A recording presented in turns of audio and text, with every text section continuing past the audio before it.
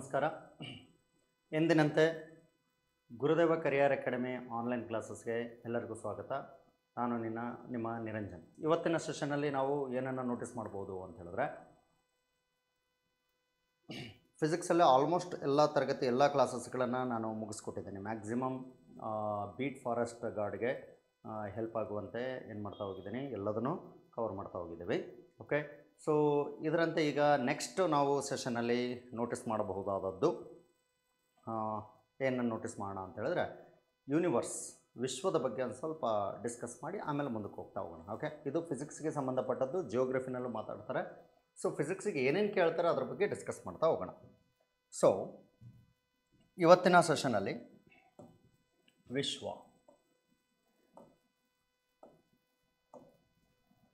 Universe,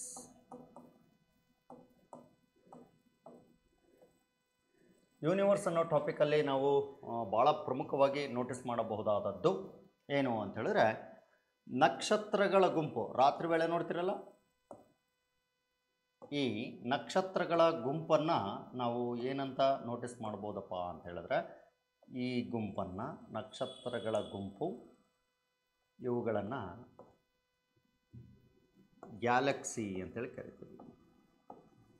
ಬರೀ ನಕ್ಷತ್ರ ಅಷ್ಟೇ ಅಲ್ಲ, ಇದರಲ್ಲಿ ಗ್ರಹಗಳು ಇರುತ್ತವೆ. ಓಕೆ, ಸೊ ಈ ರೀತಿ ನಾವು ಗುಂಪನ್ನು ನಾವು ನೋಟಿಸ್ ಮಾಡುವಂಥದ್ದು ಗ್ಯಾಲಕ್ಸಿ. ಗ್ಯಾಲಕ್ಸಿಗಳ ಗುಂಪನ್ನು ಏನಂತ ಕರಿತೀವಿ ಅಂದರೆ ವಿಶ್ವ ಅಂತ ಕರಿತೇವೆ, ಯೂನಿವರ್ಸ್ ಅಂತೇಳಿ ಕರಿತೀವಿ. ಗೊತ್ತಿರಲಿ, ಎಡ್ವಿನ್ ಹಬ್ಬಲ್ ಅನ್ನೋರು, ಎಡ್ವಿನ್ ಹಬ್ಬಲ್ ಅನ್ನೋರು ಏನು ಮಾಡ್ತಾರೆ ಅಂದರೆ, ಮೊದಲ ಬಾರಿಗೆ ವಿಶ್ವ, ಓಕೆ, ಮೊದಲ ಬಾರಿಗೆ ಏನಂತ ನೋಟಿಸ್ ಮಾಡ್ತಾರೆ ಎಡ್ವಿನ್ ಹಬ್ಬಲ್ ಅವರು ಅಂತ ಹೇಳಿದ್ರೆ, ವಿಶ್ವ ಹೇಗೆ ಎಕ್ಸ್ಪ್ಯಾಂಡ್ ಆಗ್ತಾ ಇದೆ ಅಂತ ಹೇಳ್ತಾರೆ. ಇವತ್ತಿಗೂ ಸಹಿತ ಊದಿದ ಬಲೂನಿನ ರೀತಿನಲ್ಲಿ ಇದರಲ್ಲಿರುವಂತಹ ನಕ್ಷತ್ರಗಳು ಹೇಗೆ, ಇದರಲ್ಲಿರುವಂತಹ ಡಾಟ್ಗಳು ಹೇಗೆ ಊದಿದ ಹಾಗೆ ದೊಡ್ಡದು, ಓಕೆ, ಕಲರಲ್ಲಿ ದೊಡ್ಡದಾಗ್ತಾ ಹೋಗುತ್ತೋ ಹಾಗೆ ಗ್ಯಾಲಕ್ಸಿಗಳು ಏನಾಗ್ತಾ ಇದ್ದಾವೆ, ಇವತ್ತಿಗೂ ಹಿಗ್ತಾ ಇದ್ದಾವೆ ಅಂತ ಹೇಳ್ತಾರೆ. ಓಕೆ, ಇದು ಮೊದಲು ಏನಾಗಿರ್ತು, ಜಲಜನಕ, ಹೈಡ್ರೋಜನ್. ವಿಶ್ವ ಎಂಬುದು ಹೈಡ್ರೋಜನ್ನಿಂದ ಏನಾಗಿರುತ್ತೆ ಅಂದರೆ ಕಲೆಕ್ಟ್ ಆಗ್ತಾ ಹೋಗುತ್ತೆ. ಮಿಲಿಯನ್ ವರ್ಷಗಳ ಕಾಲ ಕಲೆಕ್ಟ್ ಆಗ್ತಾ ಆದಂಗೆ ಏನಾಗುತ್ತೆ, ಒಂದು ಹಂತದಲ್ಲಿ ಯಾವಾಗ 10⁸ ಕೆಲ್ವಿನ್ಗಿಂತಲೂ ತಾಪ ಜಾಸ್ತಿ ಆಗಿಬಿಡುತ್ತೋ ಆವಾಗ ಸ್ಫೋಟಗೊಂಡು ಏನಾಗಿರುತ್ತೆ ಅಂದರೆ ಈ ರೀತಿ ಹಿಗ್ತಾ ಹೋಗುತ್ತೆ. ಒಂದು ಬಲೂನಿನ ರೂಪದಲ್ಲಿ ಏನಾಗ್ತಾ ಹೋಗುತ್ತೆ, ಹಿಗ್ತಾ ಹೋಗುತ್ತೆ ಅನ್ನೋದ್ರ ಬಗ್ಗೆ ಮಾತಾಡ್ತಾರೆ. ಓಕೆ, ಇದರಲ್ಲಿ ನಾವು ಹಾಗೇನೆ, ಓಕೆ, ಎಡ್ವಿನ್ ಹಬ್ಬಲ್ನ ಹಾಗೆ ಕಾನ್ಸೆಪ್ಟ್ಗಳನ್ನು ಒಳಗೆ ತೊಗೊಂಬಂದ್ವಿ ಅಂದರೆ ಏನೇನು ನೋಟಿಸ್ ಮಾಡ್ಬೋದು ಅಂತ ಹೇಳಿದ್ರೆ, ನಮ್ಮ ಯೂನಿವರ್ಸ್, ನಮ್ಮ ಸೂರ್ಯನನ್ನು ನೋಟಿಸ್ ಮಾಡ್ಬೋದು. ಹೌದಾ? ಸೊ ಇಲ್ಲಿ ಸೂರ್ಯನನ್ನು ಗಮನಿಸೋದಾಯಿತು ಅಂತ ಹೇಳಿದ್ರೆ, ಸೋಮವಾರ ನಾವು ಕ್ಲಾಸಿಗೆ ಹೋಗ್ತೀವಿ ಅಂತ ಹೇಳಿದ್ರೆ ಸೋಮವಾರ, ಮಂಗಳವಾರ, ಬುಧವಾರ, ಓಕೆ, ಗುರುವಾರ, ಶುಕ್ರವಾರ, ಒಂದಿನ ಬಿಟ್ಟು ಒಂದಿನ ಕ್ಲಾಸಿಗೆ ಹೋಗ್ತಾ ಇದ್ದೀವಿ ಅಂದರೆ ಶುಕ್ರವಾರ, ಶನಿವಾರ, ಭಾನುವಾರ, ಸೋಮವಾರ, ಮಂಗಳವಾರ, ಬುಧವಾರ, ಗುರುವಾರ, ಶುಕ್ರವಾರ, ಶನಿವಾರ. ಯಾರ್ಯಾರು ಹೋಗ್ತಾ ಇರೋದು? You and me. ಓಕೆ, ಅದರಲ್ಲಿ ನಾವು ನೀವು ಮತ್ತು ನಾನು, ಯು ಆ್ಯಂಡ್ ನಾನು.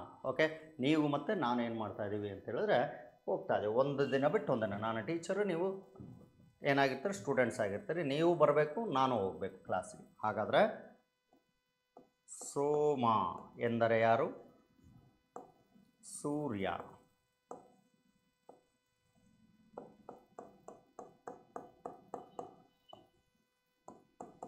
ಬುಧ ಗ್ರಹ,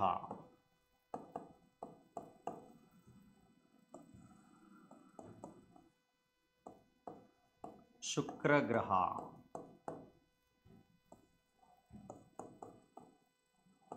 ಭೂಮಿ,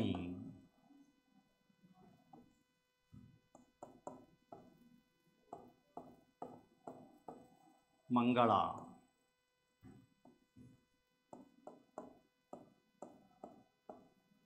ಗುರು, Shani,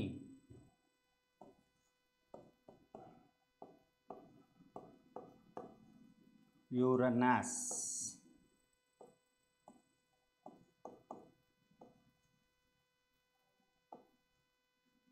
Neptune.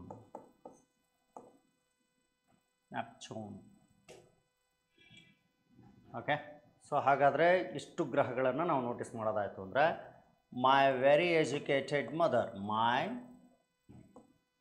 Very educated mother, my very educated mother just shown us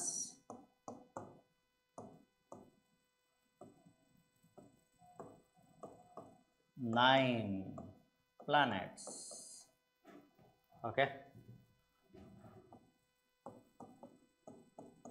Mercury,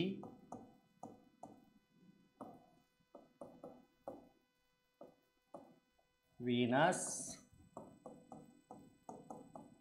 Earth,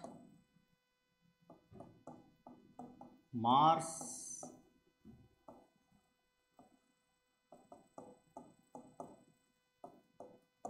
Jupiter,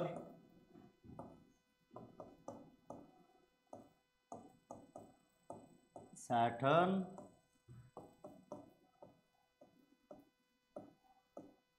Uranus,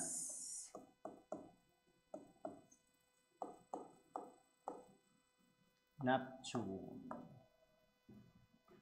okay, so ಈ ರೀತಿ ನಾವು ನೋಟಿಸ್ ಮಾಡಬಹುದು. ಹಾಗಾದರೆ ಇಲ್ಲಿ ಏನಾಗಿರುತ್ತೆ ಅಂತ ಹೇಳಿದ್ರೆ ಒಳಗ್ರಹಗಳ ಪಟ್ಟಿ, ಹೊರಗ್ರಹಗಳ ಪಟ್ಟಿ ಅಂತೇಳಿ ಬರ್ತದೆ. ಸೊ ಇವುಗಳನ್ನು ನಾವು ನೋಟಿಸ್ ಮಾಡೋದಾಯಿತು ಅಂದರೆ ಏನಂತೀವಿ, ಇವುಗಳನ್ನು ಆಸ್ಟರಾಯ್ಡ್. ನಮಗೆಲ್ಲರಿಗೂ ಗೊತ್ತಿರುವಂಥದ್ದು, ಇದೇನು ಸ್ಪೆಷಲ್ ಅಂತ ಅಲ್ಲ, ಗೊತ್ತಿರಲಿ, ಆದರೆ ನಿಮಗೆ ರಿವಿಷನ್ಸ್ಗಳು ಕೊಡಬೇಕಾದ್ರೆ ಇವುಗಳ ಮಾಹಿತಿ ಗೊತ್ತಿರಬೇಕು.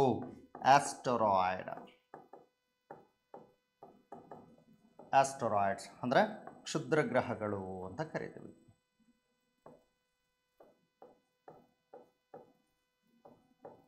ಕ್ಷುದ್ರ ಗ್ರಹಗಳು, ರಾಕ್ಷಸರು ಅನ್ನೋ ಮೀನಿಂಗ್. ಓಕೆ, ಸೊ ಗ್ರೀಕ್ನ ಭಾಷೆಯಲ್ಲಿ ಆಸ್ಟರಾಯ್ಡ್ ನಥಿಂಗ್ ಬಟ್ ದೇ ಆರ್ ರಾಕ್ಷಸರು. ಓಕೆ, ಟು ಡೇಂಜರಸ್ ಪೀಪಲ್ ಅಂತೇಳಿ ನಾವು ನೋಟಿಸ್ ಮಾಡಬಹುದು. ಸೊ ಇವುಗಳನ್ನು ಒಳಗ್ರಹಗಳ ಪಟ್ಟಿ ಅಂತ ಕರಿತೀವಿ. ಇಲ್ಲಿಂದ ಇರೋಗಳನ್ನು ಇನ್ನರ್ ಪ್ಲಾನೆಟ್ಸ್ ಅಂತ ಕರಿತೀವಿ. ಇನ್ನರ್ ಪ್ಲಾನೆಟ್ಸ್ ಅಂತೀವಿ. ಇವುಗಳನ್ನು ಔಟರ್ ಪ್ಲಾನೆಟ್ಸ್ ಅಂತ ಕರಿತೀವಿ.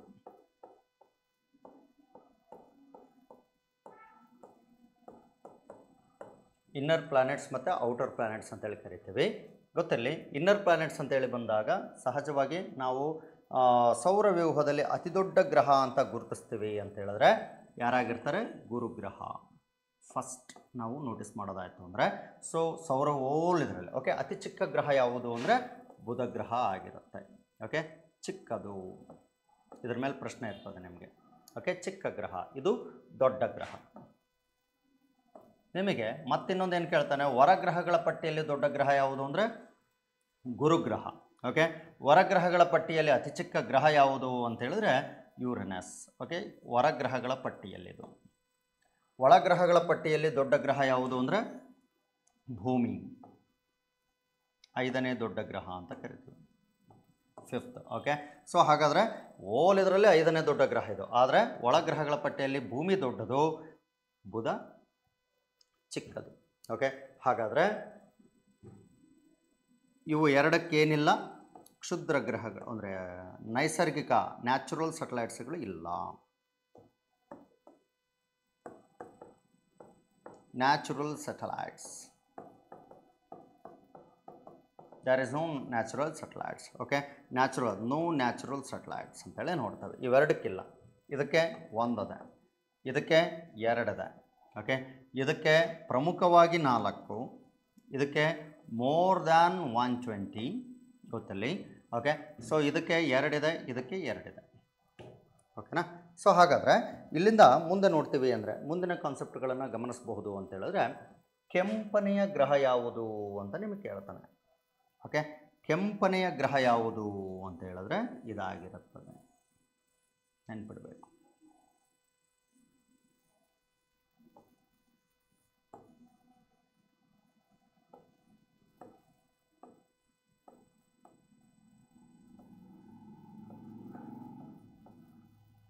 ಕೆಂಪನೆಯ ಗ್ರಹ ಅಂತೇಳಿ ಕರಿತೀವಿ.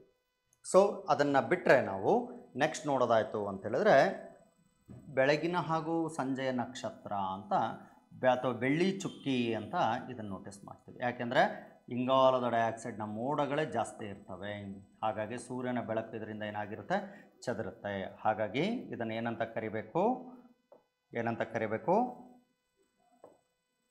ಬೆಳಗಿನ ಮಾರ್ನಿಂಗ್ ಆ್ಯಂಡ್ ಸಂಜೆಯ ನಕ್ಷತ್ರ, ಈವ್ನಿಂಗ್ ಸ್ಟಾರ್.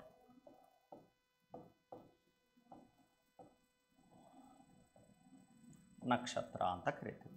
ಓಕೆ, ಬೆಳ್ಳಿ ಚುಕ್ಕಿ ಅಂತಲೂ ಹೆಸರಿದಕ್ಕೆ.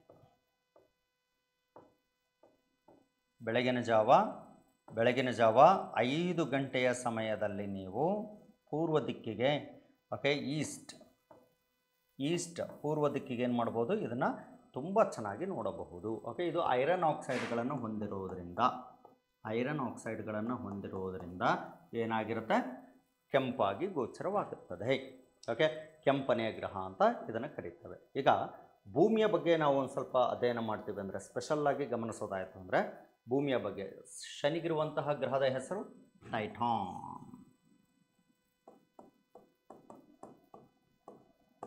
ಟೈಟಾನ್ ಎಂಬುದನ್ನು ನಾವು ನೋಟಿಸ್ ಮಾಡ್ಬೋದು.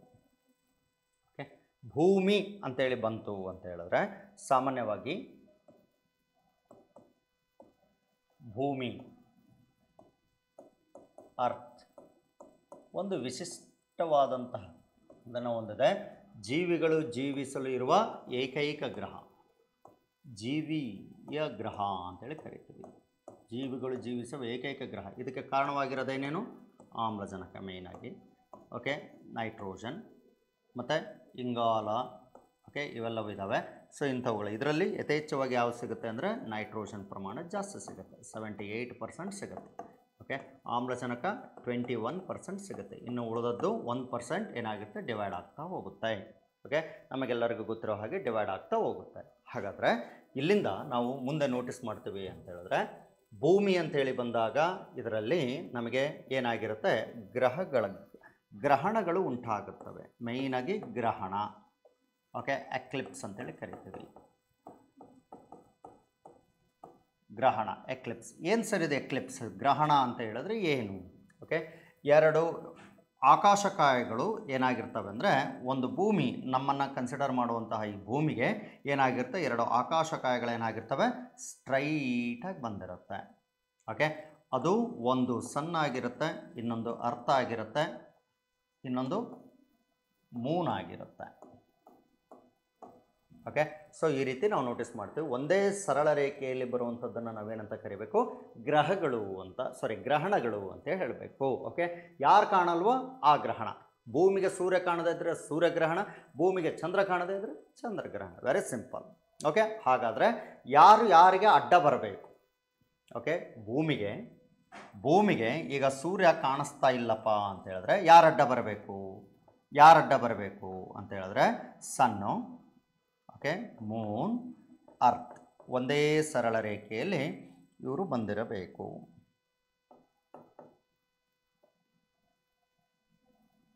ಹೌದಾ?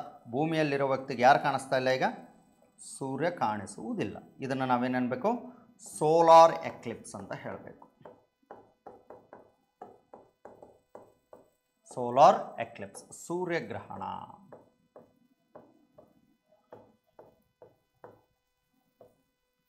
ಸೂರ್ಯಗ್ರಹಣ ಅಂತ ಹೇಳಬೇಕು. ಗೊತ್ತಿಲ್ಲ, ಸೋಲಾರ್ ಎಕ್ಲಿಪ್ಸ್, ಸೂರ್ಯಗ್ರಹಣ ಅಂತೇಳಿ ಕರಿಬೇಕು. ಸಾಮಾನ್ಯವಾಗಿ ಇವುಗಳು ಯಾವ ದಿನದಂದು ನಡೆಯುತ್ತವೆ ಅಂದರೆ ಅಮಾವಾಸ್ಯೆ ಅಂದರೆ ನ್ಯೂ ಮೂನ್ ಡೇ ಅಂತೇಳಿ ಕರಿತೀವಿ. ನ್ಯೂ ಮೂನ್ ಡೇ ದಿನದಂದು ನಡೀತವೆ. ಸಾಮಾನ್ಯವಾಗಿ ನ್ಯೂ ಮೂನ್ ಡೇ ಅಂತೇಳಿ ಕರಿತೇವೆ. ಆ ದಿನದಂದು ಏನಾಗ್ತವೆ, ಇವುಗಳು ನಡೀತವೆ, ಗೊತ್ತಿರಲಿ. ಹಾಗಾದರೆ ಅಮಾವಾಸ್ಯೆ ನ್ಯೂ ಮೂನ್ ಡೇ ಅಂತೇಳಿ ಬಂದರೆ ಇನ್ನು ಮುಂದಿನ ಓಕೆ. ಸೊ ಸಾಮಾನ್ಯವಾಗಿ ಮತ್ತು ಅಮಾವಾಸ್ಯೆ, ಪ್ರತಿ ಅಮಾವಾಸ್ಯೆ ದಿನ ನಮಗೆ ಸೂರ್ಯಗ್ರಹಣಗಳಾಗಬೇಕಲ್ಲ, ಮತ್ತು ಯಾಕೆ ಹೇಳಲಿಲ್ಲ ಹಿರಿಯರು, ನಮ್ಮ ಪೂರ್ವಜರು ಯಾಕೆ ಹೇಳಲಿಲ್ಲ ಅಂತ ಹೇಳಿದ್ರೆ ಗೊತ್ತಿರಲಿ.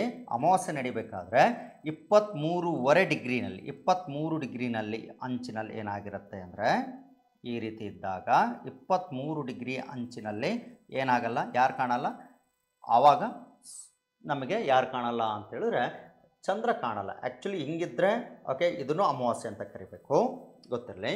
ಇದಾದ ನಂತರ ಏನಾಗ್ತಾನೆ ಅಂದರೆ ಹಿಂಗೆ ಬರ್ತಾನೆ, ಹೀಗಿದ್ದಾಗಲೂ ಅಷ್ಟೇ, ಹೀಗಿದ್ದು ಸ್ಟ್ರೈಟ್ ಇರಲ್ಲ. ಆವಾಗ ಏನಾಗಿರ್ತಾನೆ ಅಂತೇಳಿದ್ರೆ ಈ ರೀತಿ 23 ಡಿಗ್ರಿಯಲ್ಲಿ ಏನಾಗಿರ್ತಾನೆ ಅಂದರೆ ಚಂದ್ರ ಕಾಣಿಸ್ತಾ ಇರಲ್ಲ. ಓಕೆ, ಚಂದ್ರ ಕಾಣಿಸದೆ ಏನಾಗಿರ್ತಾನೆ ಅಂತೇಳಿದ್ರೆ ನಮಗೆ ಈ ರೀತಿ ಗೋಚರ ಆಗ್ತಾನೆ. ಆವಾಗ 23 ಸ್ಟ್ರೈಟ್ ಅಲ್ಲ, ಅದು 23 ಡಿಗ್ರಿನಲ್ಲಿ ಕಾಣಿಸುವುದಿಲ್ಲ. ನೆಕ್ಸ್ಟ್ ಡೇ 28 ಡಿಗ್ರಿ, ಎಷ್ಟಾಯಿತು, 5 ಡಿಗ್ರಿ ರೈಸ್ ಆಗ್ತಾನೆ. ಇದನ್ನು ನಾವು ಕ್ರೆಸೆಂಟ್ ಮೂನ್ ಅಂತ ಕರಿತೇವೆ. ಯಾವಾಗ, ಯಾವುದು ಅಂತ ಹೇಳಿದ್ರೆ ಯುಗಾದಿ ಹಬ್ಬದ ದಿನ ನಾವು ನೋಡಿ ನಮಸ್ಕಾರ ಮಾಡ್ತೇವಲ್ಲ, ಚಂದ್ರ ಕಾಣ್ತಾ ಅಂಥೇಳಿ, ಅದೇ ನೆಕ್ಸ್ಟ್ 28ನೇ ದಿನಕ್ಕೆ. ಓಕೆ, ಸೊ ಈ ರೀತಿ ನಾವು ನೋಟಿಸ್ ಮಾಡಬಹುದು. ಓಕೆನಾ. ಸೊ ಇಲ್ಲಿಂದ ನೆಕ್ಸ್ಟ್ ಇದನ್ನು ನಾವು ನೋಟಿಸ್ ಮಾಡೋದಾಯಿತು ಅಂದರೆ ಇದು ಸೂರ್ಯಗ್ರಹಣ. ಓಕೆ, ಚಂದ್ರಗ್ರಹಣ ಅಂತ ಹೇಳಿದ್ರೆ ಏನು, ಸನ್ ಇರ್ತಾನೆ, ಓಕೆ, ಅರ್ತ್ ಇರುತ್ತೆ, ಆದರೆ ಮೂನ್ ಕಾಣಿಸ್ತಾ ಇರಲ್ಲ. ಇವರು ಸ್ಟ್ರೈಟ್ ಲೈನಲ್ಲಿ ಬಂದಿರ್ತಾರೆ, ಮೂನ್ ಕಾಣಿಸ್ತಾ ಇರಲ್ಲ. ಓಕೆ, ಇದು ಸ್ಟ್ರೈಟಾಗಿ ಬರುತ್ತೆ. ಇದು ಸಾಮಾನ್ಯವಾಗಿ ಯಾವ ದಿನದಂದು ಕಾಣಿಸ್ಬೇಕು ಅಂತೇಳಿ ಇದನ್ನು ನಾವೇನಂತ ಕರಿತೇವೆ, ಲೂನಾರ್ ಎಕ್ಲಿಪ್ಸ್.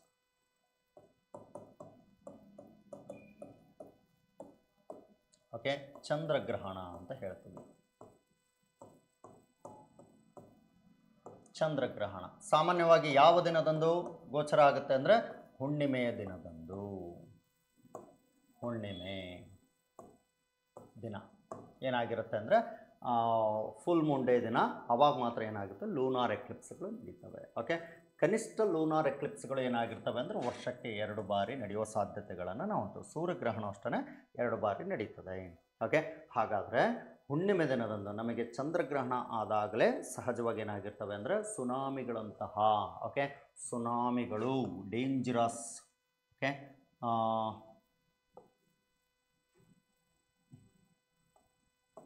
ಸುನಾಮಿ ಅಂತೇಳಿ ಕರಿತೀವಿ. ಈ ಸುನಾಮಿಗಳು ಏನಾಗಿರ್ತವೆ ಅಂದರೆ 2 ಡೇಂಜರಸ್ ಥಿಂಗ್ಸ್ಗಳನ್ನು ನಾವು ನೋಟಿಸ್ ಮಾಡ್ತೀವಿ, ಅದನ್ನು ಗಮನಿಸಬಹುದು. ಓಕೆ, ನೀವು ಯಾವುದೇ ಡೇಟ್ಗಳನ್ನು ನೋಡಿದ್ರೆ ಆಸುಪಾಸಲ್ಲಿ ಅದು ಹುಣ್ಣಿಮೆಯೇ ಆಗಿರುತ್ತದೆ. ಇಟ್ ಇಸ್ ಟು ಡೇಂಜರಸ್, ಗೊತ್ತಿರಲಿ. ಓಕೆ, ಸೊ ಹೀಗೆ ನಮಗೆ ಭೂಮಿಗೆ ಕಾಣಿಸದೇ ಇರುವಂತಹ ಭಾಗಗಳನ್ನು ನಾವು ಚಂದ್ರಗ್ರಹಣ ಮತ್ತು ಸೂರ್ಯಗ್ರಹಣಗಳಾಗಿ ನೋಟಿಸ್ ಮಾಡ್ತೇವೆ. ಓಕೆನಾ. ಸೊ ನೆಕ್ಸ್ಟ್ ನೋಡೋಣ. ಈಗ ಭೂಮಿಗೆ ಎಷ್ಟು ವಲಯಗಳಿದ್ದಾವೆ, ಎಷ್ಟು ವಲಯಗಳಿದಾವಪ್ಪ ಅರ್ತ್ ಅಂತೇಳಿ ನಾವು ಕನ್ಸಿಡರ್ ಮಾಡಿದ್ವಿ ಅಂದರೆ ನೋಡೋಣ. ಈಗ ಇದು ಭೂಮಿ, ಇದನ್ನು ನಾವೇನಂತ ಕರಿತೀವಿ ಅಂದರೆ ಏನಂತ ಕರಿತೀವಿ, ಟ್ರೋಪೋಸ್ಪಿಯರ್ ಅಂತ ಕರಿತೀವಿ. ನೆನಪಿರಲಿ, ಟ್ರೋಪೋಸ್ಪಿಯರ್ ಅಂತೇಳಿ ಕರಿತೀವಿ. ಸಾಮಾನ್ಯವಾಗಿ 16 ಕಿಲೋಮೀಟರ್ ಅಂತರದವರೆಗೆ ನಾವೇನು ಮಾಡ್ಬೋದು, ಇದನ್ನು ನೋಟಿಸ್ ಮಾಡಬಹುದು ಭೂಮಿಯಿಂದ. ಓಕೆ, ಟ್ರೋಪೋಸ್ಪಿಯರ್ ಅಂದರೆ ಕನ್ನಡದಲ್ಲಿ ಪರಿವರ್ತನಾ ವಲಯ ಅಂತ. ಪರಿವರ್ತನಾ ವಲಯ, ಪರಿವರ್ತನಾ ವಲಯಗಳು ಅಂತ ಕರಿತೀವಿ. ಇಲ್ಲಿ ಮಳೆ ಮೋಡಗಳಾಗಿ ಮಳೆ ಸುರಿಸುವ ವಲಯ 8 ಕಿಲೋಮೀಟರ್ ಅಂತರದಲ್ಲಿ ಇರುತ್ತವೆ, ಗೊತ್ತಿರಲಿ. ಸೊ ಮಳೆ ಮೋಡಗಳಾಗಿ ಮಳೆ ಸುರಿಸುವ ವಲಯಗಳಿವು ಹೀಗಿರ್ತವೆ.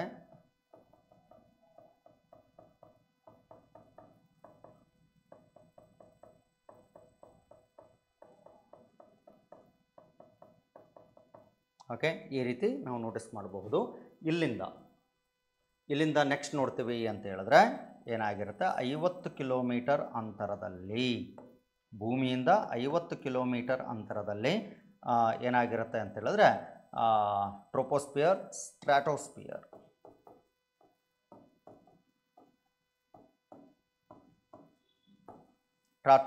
ಸ್ಟ್ರಾಟೋಸ್ಪಿಯರ್ ಅಂತ ಹೇಳಿ ಕರಿತೀವಿ. ಸ್ತರವಲಯ,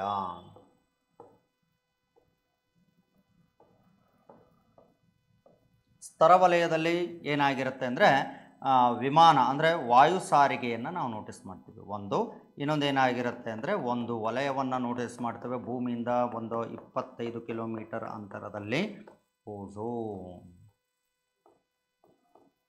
ಓಝೋನ್ ಅಂತೇಳಿ ಕರಿತೀವಿ. ಓಝೋನ್ ಇತ್ತೀಚೆಗೆ ಅದರ ಪದರನ್ನು ರಿಮೂವ್ ಮಾಡ್ಕೊಳ್ತಾ ಇದೆ. ಇದಕ್ಕೆ ಕಾರಣ ಏನು ಅಂದರೆ ಕ್ಲೋರೋಫ್ಲೋರೋ ಕಾರ್ಬನ್ ಆಗಿರುತ್ತೆ. ಓಕೆ, ಸೊ ನೆಕ್ಸ್ಟ್ ನೋಡೋಣ. ಈಗ ಭೂಮಿಯಿಂದ ಎಷ್ಟು ಕಿಲೋಮೀಟರ್ ಅಂತರ? ಸಾಮಾನ್ಯವಾಗಿ ಭೂಮಿಯಿಂದ ನಾವು ನೋಟಿಸ್ ಮಾಡೋದಾಯಿತು ಅಂದರೆ 50 ಕಿಲೋಮೀಟರ್ ಅಂತರ, ಅಂದರೆ 80 ಕಿಲೋಮೀಟರ್ ಅಂತರದಲ್ಲಿ ಯಾರಿರ್ತಾರೆ ಅಂದರೆ ಮಧ್ಯಂತರ ವಲಯ ಅಂತ ಕರಿತೀವಿ.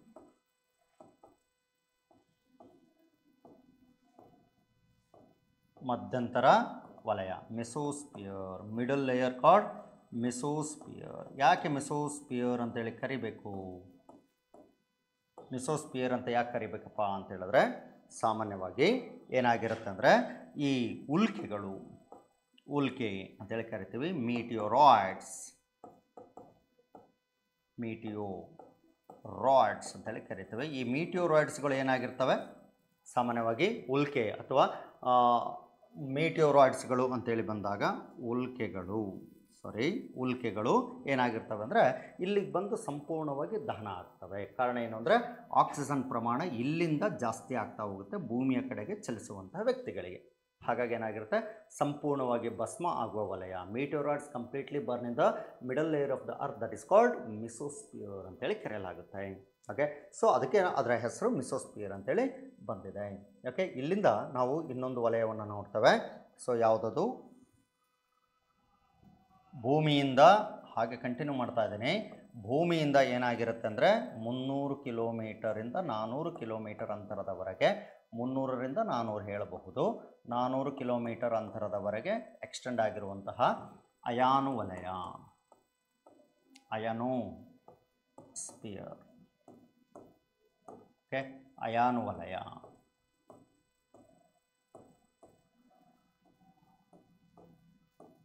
ಅಯಾನೋಸ್ಪಿಯರ್ ಅಂತೇಳಿ ಕರಿತೇವೆ. ಅಯಾನು ವಲಯಗಳಲ್ಲಿ ಸಾಮಾನ್ಯವಾಗಿ ಏನಾಗಿರುತ್ತೆ ಅಂದರೆ ಅಯಾನ್ಸ್ಗಳೇ ಜಾಸ್ತಿ ಇರುತ್ತವೆ.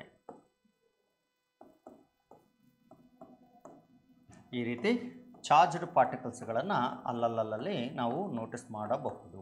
ಓಕೆ, ಚಾರ್ಜಸ್ಗಳನ್ನು ನಾವು ನೋಡ್ತೇವೆ, ಹೆವಿ. ಓಕೆನಾ? ಸೊ ನಾವು ಕಂಡರಿಯಾದಂತಹ ಕಾನ್ಸೆಪ್ಟ್ಗಳನ್ನು ಇಲ್ಲಿ ನೋಡ್ತೇವೆ. ಸ್ಯಾಟಲೈಟ್ಗಳ ವಲಯ ಅಂತೇಳಿ ನೋಟಿಸ್ ಮಾಡ್ತೀವಿ, ಗೊತ್ತಿರಲಿ.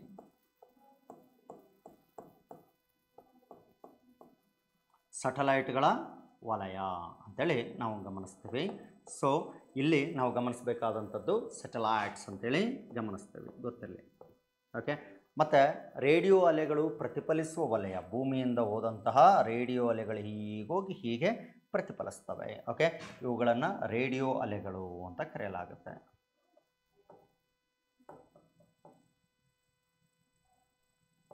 ರೇಡಿಯೋ ವೇವ್ಸ್ ಅಂತೇಳಿ ಕರೆಯಲಾಗುತ್ತೆ. ಓಕೆನಾ? ಸೊ ಇಲ್ಲಿಂದ ಹೊರವಲಯದಲ್ಲಿ ನಾವು ಇನ್ನೊಂದು ಗಮನಿಸಬೇಕಾದಂತಹ ಅಂಶ ಯಾವುದು ಅಂದರೆ, ಭೂಮಿಯಿಂದ ಏನಾಗಿರುತ್ತೆ ಅಂದರೆ ಅಯಾನು ವಲಯ. ಅಯಾನು ವಲಯದಲ್ಲೇ ಥರ್ಮೋಸ್ಪಿಯರ್ ಅಂತಲೂ ಎಂಟ್ರಿ ಕೊಡುತ್ತೆ, ಗೊತ್ತಿರಲಿ. ಓಝೋನ್ ಪದರ ಹೆಂಗಿಲ್ಲ ಅದೇ ರೀತಿ ಏನಾಗಿರುತ್ತೆ, ಥರ್ಮೋಸ್ಪಿಯರ್ ಅಂತಲೂ ಇರ್ತದೆ. ಟೆಂಪ್ರೇಚರ್ ಜಾಸ್ತಿ ಇರುವಂತಹ ವಲಯ ಥರ್ಮೋಸ್ಪಿಯರ್. ಓಕೆನಾ? ಇದನ್ನು ಬಾಹ್ಯ ವಲಯ ಅಂತ ಕರಿತೀವಿ. ಬಾಹ್ಯ ವಲಯ ಅಥವಾ exosphere. Exosphere more than 1 lakh from the earth more than 1 lakh kilometre ಅಂತರದಲ್ಲಿ ಏನು ನೋಡ್ತೀವಿ ಅಂತ ಹೇಳಿದ್ರೆ ಬಾಹ್ಯ ವಲಯವನ್ನು ನೋಡ್ತೇವೆ. ಭೂಮಿಯಿಂದ ನೋಡುಗರಿಗೆ ಓಕೆ ಆಕಾಶ ನೀಲಿಯಾಗಿ ಕಾಣಲು, ಆಕಾಶ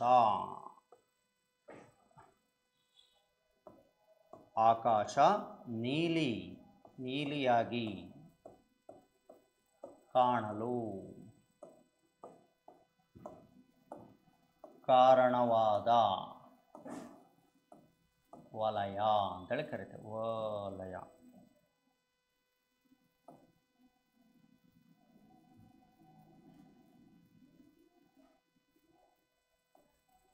ಕಾರಣವಾದ ವಲಯ.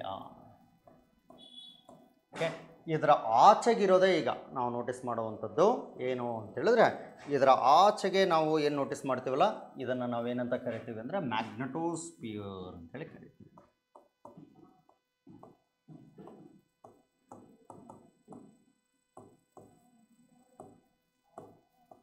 ಓಕೆ, ಮ್ಯಾಗ್ನೆಟೋಸ್ಪಿಯರ್ ಭೂಮಿಯನ್ನು ರಕ್ಷಿಸುವ ವಲಯ ಅಂತಲೇ ಇದನ್ನು ನಾವು ನೋಟಿಸ್ ಮಾಡ್ತೇವೆ. ಸೊ ಭೂಮಿಯನ್ನು ರಕ್ಷಿಸುವ ವಲಯ ಯಾವುದು ಅಂದರೆ ಮ್ಯಾಗ್ನೆಟೋಸ್ಪಿಯರ್. ಕಂಪಲ್ಸರಿ ವಲಯಗಳ ಮೇಲೆ 1 ಮಾರ್ಕಿಗೆ ನಮಗೆ ಇರುತ್ತೆ, 1 ಮಾರ್ಕ್. ಓಕೆ, ಇದು ನಿಮಗೆ ತುಂಬ ಹೆಲ್ಪ್ ಆಗುತ್ತೆ. ನಾನು ಕೊಟ್ಟಿರುವಂಥ ಚಿತ್ರ ಇದೆಯಲ್ಲ, ಸೊ ಟು ಯೂಸ್ಫುಲ್. ಓಕೆನಾ, ಸದುಪಯೋಗ ಪಡ್ಕೊಳ್ರಿ. ಸೊ ಇದಕ್ಕೆ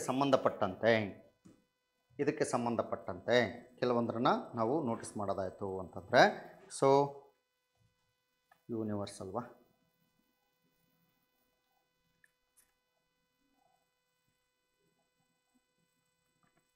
ವಿದ್ಯುತ್ ಕಾಂತೀಯ ಅಲೆಗಳು,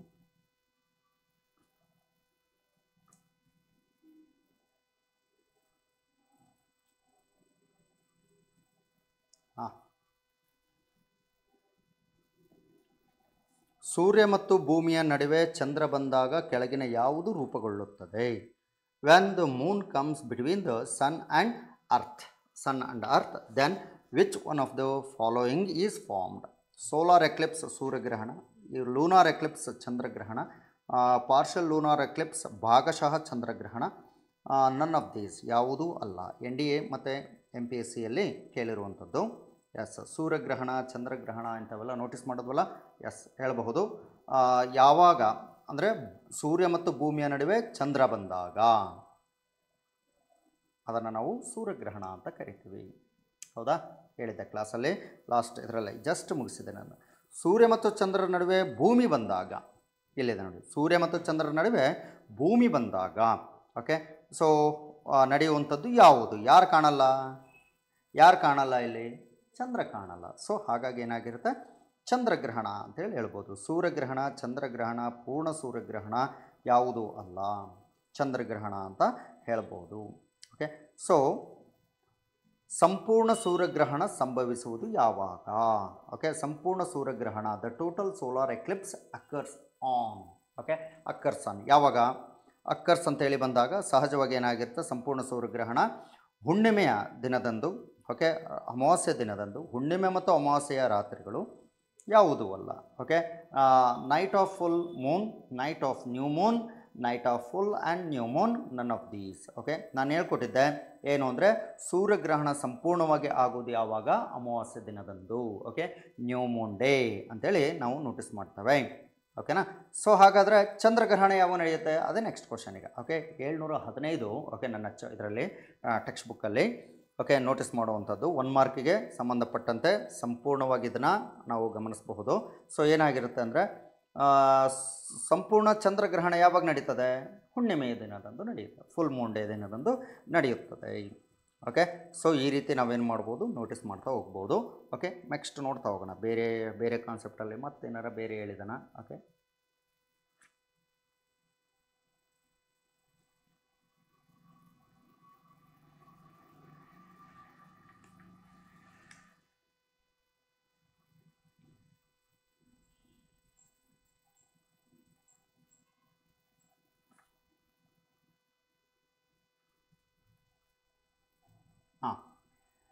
ಅಯಾನು ಅಂದರೆ ರೇಡಿಯೋ ಅಲೆಗಳು ಪ್ರತಿಫಲಿಸುವ ವಲಯ ಇದಾಗಿರುತ್ತದೆ. ಓಕೆ, ಮಧ್ಯಂತರ ವಲಯ, ಅಯಾನು ವಲಯ, ಪರಿವರ್ತನಾ ವಲಯ, ಸ್ತರ ವಲಯ. ಆನ್ಸರ್ ಅಯಾನು ವಲಯ.